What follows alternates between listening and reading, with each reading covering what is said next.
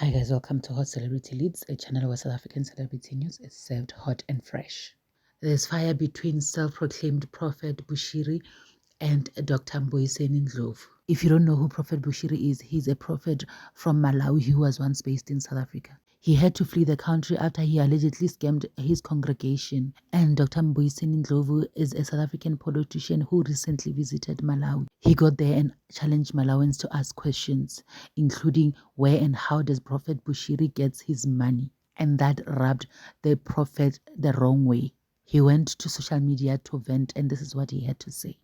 I was astonished to hear that Dr. Mbuyiseni Ndlovu attended a public lecture in Malawi and asked, "Why am I rich?"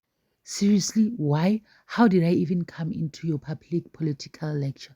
Can this jealous, poorly rated politician like me with xenophobic tendencies leave me alone at once? Why so much hate against me? Your questions about my health is nonsensical. You can't bully me in South Africa and expect to do the same here at home.